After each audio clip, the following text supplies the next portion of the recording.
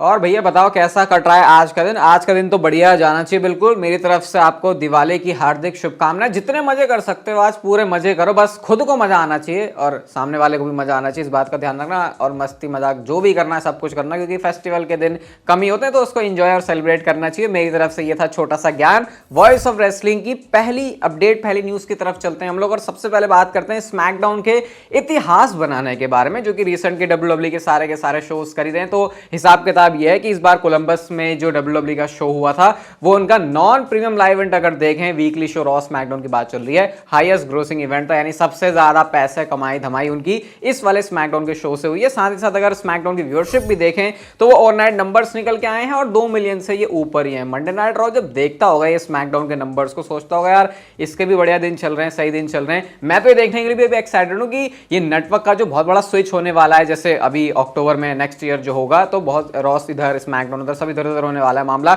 Even हो सकता है डेट्स भी चेंज हो जाए रॉ की भी स्मैकडाउन की, तब एक्चुअल में जो नंबर्स है वो कैसे आते हैं, क्योंकि फॉक्स के ऊपर आने से स्मैकडाउन को बेनिफिट तो हो रहा है, ये बात कहनी पड़ेगी।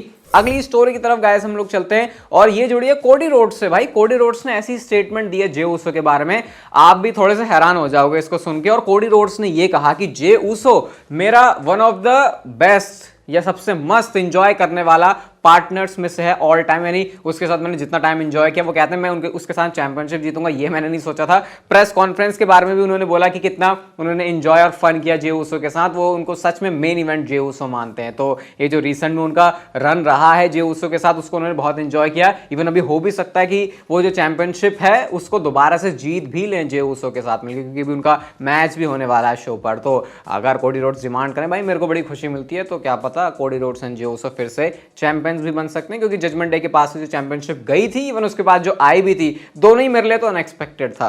नेक्स्ट गाइस हम बात करते हैं अंडरटेकर की उस बड़ी रिवील के बारे में, जो कि उन्होंने विंस मैकमैन के बारे में और डब्ल्यूडब्ल्यूई के रिंग के बारे में करी। उन्होंने बोला यार ये सुनने में बड़ा मजा आता है। अंडरटेकर ने कहा कि शुरुआती टाइम में जो डब्ल्यूडब्ल्यूई की रिंग है वो बहुत ज्यादा हार्ड होती थी और विंस मैकमैन ने रिंग्स को तब सॉफ्ट किया जब उन्होंने खुद बम्प्स लेना शुरू किए, क्योंकि शुरू से तो विंस मैकमैन ऐसे लड़ाई वड़ाई पे उतरते नहीं थे। बाद में जब स्टोरी लाइन की जरूरत पड़ी उसके बाद हमने मिस्टर मैकमैन का कैरेक्टर देखा, तो विंस मैकमैन ने ये बताया कि पहले वो जो रिंग है बहुत हार्ड होती थी और खास करके सर्दियों के टाइम पे तो जो बजती थी कमर पे जब गिरते थे हम, लेकिन जब विंस मैकमैन ने खुद इस चीज को रियलाइज किया तो जो रिंग है वो थोड़ी पहले से ज्यादा सॉफ्ट हो गई है। इसका मतलब ये नहीं कहा अंडरटेकर ने कि अब कुछ होता ही नहीं, उन्होंने कहा पहले के कंपैरिजन में मामला थोड़ा सा डब्ल्यूडब्ल्यूई ने सॉफ्ट कर दिया। और ये है ही भाई, जब बॉस जाके खुद करेगा तो उसने देखा होगा यार मेरे सुपरस्टार्स को थोड़े से प्रोटेक्ट करने की जरूरत है, और फिर वो चीज उन्होंने कर भी दी थी। रे मिस्टीरियो के पास अभी आपको पता है कितने बढ़िया दिन चल रहे हैं उनके, पहले चैंपियनशिप लुट गई उनसे, उसके बाद उनका जो खुद का साथी है सैंटोस एस्कोबार वो धोखा देके चला गया। रिया रिप्ली ने तो नेक्स्ट लेवल का ट्रोल करना शुरू कर दिया रे मिस्टीरियो को। आप लोग ये देखो ये रिया रिप्ली की पूरी ट्विटर की प्रोफाइल, जहां पे उन्होंने अपनी डिस्प्ले पिक्चर को भी चेंज किया और जो उनका कवर है जो हेडर है उसको भी चेंज कर दिया है, और साथ में ट्वीट भी करती हैं कि इस पॉइंट पर रे मिस्टीरियो मुझे ऐसा लगता है I think you might be the problem, और साथ में उन्होंने ऐसी वाली इमोजी का यूज किया। तो ट्रोल करना नेक्स्ट लेवल पे जा रहा है उनका। ये देख के वैसे उनको तो बड़ी खुशी मिल रही होगी, क्योंकि उनका डॉम का सबसे बुरा आदमी जो है वो उनका बाप रे मिस्टीरियो ही है। तो भाई जिससे डोमिनिक को प्रॉब्लम होगी उससे रिया रिप्ली को भी प्रॉब्लम होगी। डोमिनिक मिस्टीरियो का सपोर्ट तो चल ही रहा है लोगन पॉल के लिए। अभी यूएफसी 295 के इवेंट में वो गए थे, तो यहाँ पे देखो पूरा फोन में लेके चल रहे हैं वो, शाउट आउट डोमिनिक मिस्टीरियो।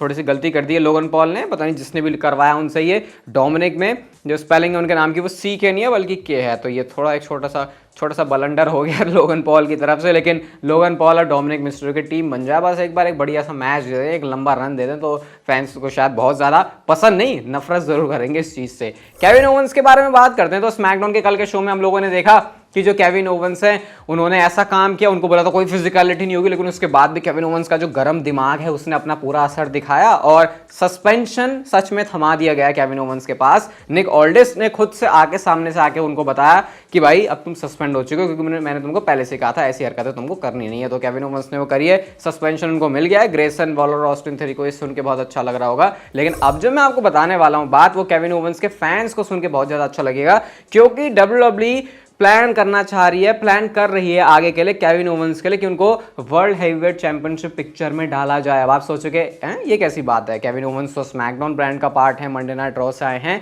तो उनके बारे में लेटेस्ट अपडेट ये है कि केविन ओवेंस का जो मूव है स्मैकडाउन में जाना वो कोई परमानेंट मूव नहीं है। डब्ल्यूडब्ल्यू ने इसको टेम्पररी वे में किया है और इवेंचुअली उसके बाद वो मंडे नाइट रॉ पर जाएंगे और वहां पे वो चेस करेंगे चैंपियनशिप को, वहां पर वो चेस करेंगे गोल्ड को, वहां पर वो चेस करेंगे उनके पास फ्यूचर में पॉसिबली वर्ल्ड हेवीवेट चैंपियनशिप आने के लिए। केविन ओवेंस एक सेफ बेट है यार डब्ल्यूडब्ल्यू के लिए, मतलब ज्यादा सोच विचार नहीं करना। हाँ, इस बंदे को किसी भी मामले के लिए, किसी भी मूवमेंट के लिए, किसी भी सिचुएशन के लिए तैयार कर दो, ये बंदा अपना काम करके जाएगा। और ऐसा भरोसेमंद बंदा जो तुम्हारे पास हो तो फिर रोस्टर को या फिर स्टोर लाइन को जो चला रहा होता है उस बंदे को भी काफी ज्यादा भरोसा हो जाता है। और यहां मैं बात कर रहा हूं ट्रिपल एच की। अगली स्टोरी कैरियन क्रॉस के बारे में है और एजे स्टाइल्स दोनों के बारे में। तो कैरियन क्रॉस के बारे में आपको बताया नहीं था कि भाई अब आराम से अपनी कुर्सी की पेटियां बांध के बहुत तगड़ा मैसिव रन आने वाला है कैरियन क्रॉस के लिए। तो उनके कितने प्लान्स चेंज हुए आप पहले सुनो। सबसे पहले डब्ल्यूडब्ल्यू ने प्लान किया था सर्वाइवर सीरीज के लिए, उसको चेंज किया।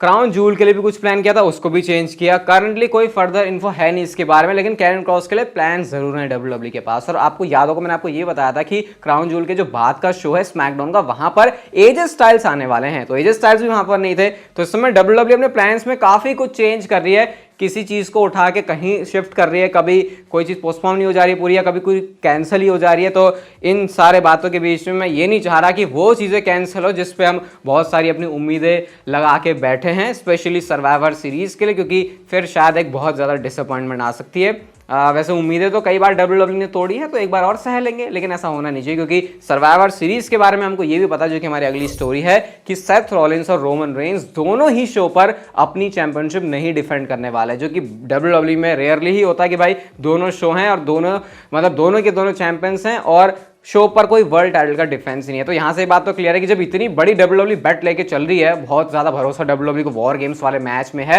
तो फिर शायद कुछ तो डब्ल्यूडब्ल्यू ने सोचा ही होगा। मेंस वॉर गेम के बारे में तो हमको पता ही चल गया यहाँ पे वो कैसे चलने वाला है। अब विमेंस वॉर गेम की अगर हम बात करें तो गाइस इसका भी जो सिनेरियो है बहुत ज्यादा क्लियर है। एक तो पूरी बेली की टीम हो गई, डेकोटा काय को मत काउंट करना उसमें, और अभी आपको उधर पता है वहां पे बियांका ब्लेयर हैं, शार्लेट हैं, और कौन है, टीम है पूरी बियांका ब्लेयर की, शार्लेट फ्लेयर, शॉर्ट्जी ब्लैकहार्ट वहां पर है, लेकिन एक बंदा अभी और मिसिंग है। तो 4 बंदियों का ये मैच होगा। तो बेकी लिंच के बारे में हमको पता चल रहा है कि बेकी लिंच वो नेम होंगी जो कि फाइनल स्पॉट को फिल करेंगे और उसके बाद जो डब्ल्यूडब्ल्यू विमेन वाला सर्वाइवर सीरीज का वॉर गेम्स मैच है उसको करने वाली है। तो दोनों ही मैच अपने आप में बहुत ज्यादा क्लासिक होंगे। अगर आपको ऐसा लग रहा है यार हम तो सिर्फ ये जो लड़कों वाला वॉर गेम्स है उसके ऊपर ध्यान देंगे, तो बहुत बड़ी गलती कर रहे हो, क्योंकि हर बार ये वाला मैच भी चाहे मेल डिवीजन से हो या फीमेल डिवीजन से हो, अपनी एक्सपेक्टेशन से ज्यादा ही डिलीवर करके देता है। नेक्स्ट स्टोरी विंस मैकमैन और उनकी रिंग साइड एरिया पर क्या आज तक उनकी स्ट्रेटजी रही है उससे रिलेटेड है।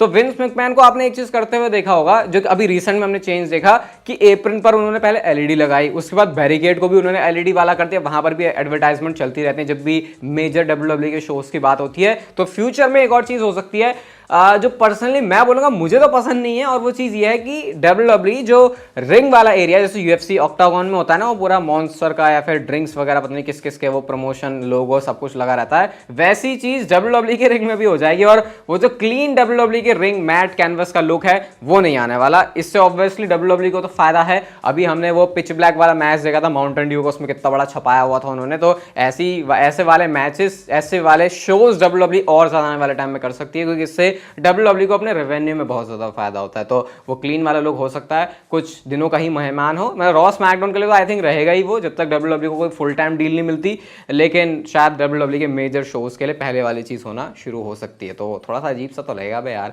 इतना क्लीन सा लुक था, वो ऐसा लगता है बिल्कुल मतलब बेकार सा लगता, समझ ही रहे होगा आप कैसे कहना चाह रहा हूं मैं। अगली स्टोरी जॉन सीना से रिलेटेड है। तो अपने ट्विटर अकाउंट पे एक ट्वीट करके उन्होंने अपनी हेल्थ अपडेट दी है, और यहाँ पर उन्होंने किसी को तो थैंक यू किया है भाई, कोई थेरेपिस्ट होंगे शायद उनके बर्मिंघम में जो आई थिंक डब्ल्यूडब्ल्यू की टीम की बात कर रहे हैं, वो कह रहे हैं कि मेरा एक आर्म फिक्स हो चुका है, अब उसके बाद अब वो कह रहे हैं 1 आर्म लेफ्ट टू गो, मतलब कि शायद दोनों हाथ में कुछ तो उनके प्रॉब्लम है। Thank you again and see you ASAP for the next one. मतलब कि जॉन सीना बता रहे हैं उनको, मतलब ये तो मुझे पता भी नहीं था कि उनको हेल्थ उसको कुछ तो प्रॉब्लम है उनके आर्म में, ऐसा भी नहीं क्योंकि मेजर प्रॉब्लम है, हेल्थ जस्ट उन्होंने अपडेट दी अपनी। और वैसे भी अभी डब्ल्यूडब्ल्यू तो वर्क कर नहीं रहे, तो वैसे भी उनके लिए मामला सेफ चलने वाला है, क्योंकि जब डब्ल्यूडब्ल्यू के रिंग में आके टफनेस दिखानी होती है तो फिर ये हॉलीवुड वगैरह सब साइड में हो जाते हैं। टाइसन फ्यूरी का वो स्टेटमेंट नहीं पता, जब उन्होंने कहा था भाई मैं बॉक्सिंग तो कर लूंगा आराम से, जिसमें उन्होंने अपना अनडिफिटेड रिकॉर्ड बनाया, लेकिन डब्ल्यूडब्ल्यू करके उनकी भी फट रही थी। तो इसीलिए लिए WWE के रिंग में कम्पीट करना एक नेक्स्ट और अलग लेवल की बात है। लोग बोलते हैं स्क्रिप्टेड है, लेकिन एक बार रिंग में आओ तो फिर तुम्हें पता चले और पुराने मूवमेंट्स उठा के देखना चाहिए फिर WWE के।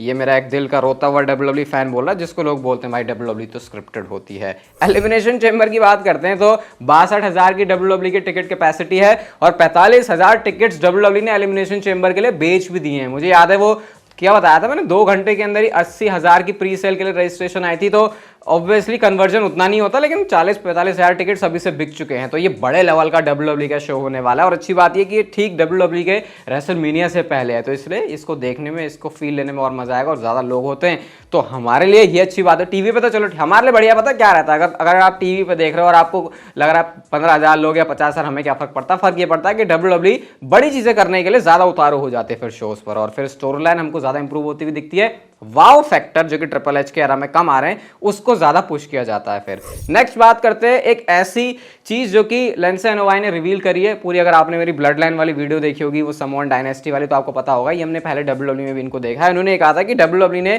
जो ट्राइबल कोर्ट वाला सेगमेंट किया था उसके लिए WWE ने हमको अप्रोच किया था, मुझे जेकब फाटू को, कि वो कुछ करने वाले हैं, पूरा फैमिली, ये ग्रैंडफादर अंकल, ऐसा सन, बाप बेटा, भाई चाचा ताऊ, सब कुछ होने वाला था वहां पे। लेकिन क्योंकि हमारे जो कॉन्ट्रैक्ट्स हैं उसने बीच में थोड़ी सी दखल दे दी, इस वजह से वो चीज नहीं हो पाई। तो क्लियर है जो मैं आपसे इतने टाइम से बोल रहा था कि भाई ब्लड लाइन वाला सीन WWE डेफिनेटली इसमें ऐड करेगी, तो उसके इशारे हमको यहां से मिल रहे थे। और शायद अब WWE वेट करिए इन सारे सुपरस्टार्स के कॉन्ट्रैक्ट खत्म होने का, और जैसी वो चीज होती है तो फिर आप एक्सपेक्ट कर सकते हो कि सारे लोग वापस आ जाएंगे।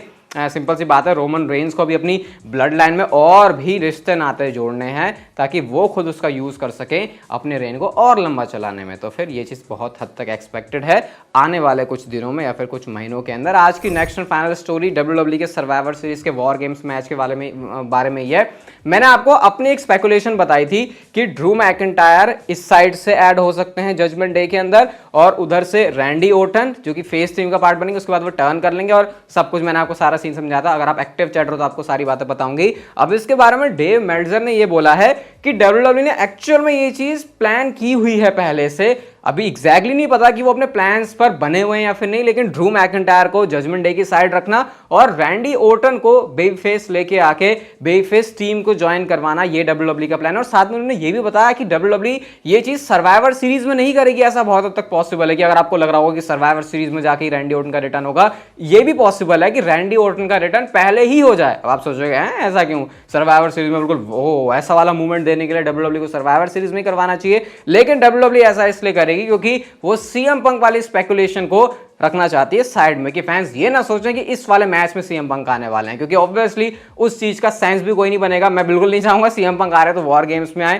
क्योंकि यहां से उनके ऐसा लगेगा ये यहां बंदा अचानक से इसको क्या स्टोरी लाइन का सेंस बना। मैं तो चाहूंगा कि या तो वो शो के ओपन में आए या फिर वो बिल्कुल मेन इवेंट वाले एंड में ऐसा कुछ सीन करें। तो ये इस समय चीज चल रही WWE के अंदर, इसीलिए मैं कह रहा हूं सर्वाइवर सीरीज में दोनों चैंपियनशिप्स, वर्ल्ड चैंपियनशिप डिफेंड नहीं हो रही, तो फिर कुछ तो WWE को बहुत बड़ा फंडा लगाना पड़ेगा। बाकी वो फंडे की बात करेंगे बाद में। अब जाके करते हैं अपना दिवाली का सेलिब्रेशन। आप लोग भी मस्त रहना है, आज के दिन एंजॉय करना जितना कर सकते हो। ये वीडियो अच्छी लगी तो इसे लाइक, शेयर, सब्सक्राइब और नोटिफिकेशन बेल को ऑन कर दो। And I will see you guys in my next video.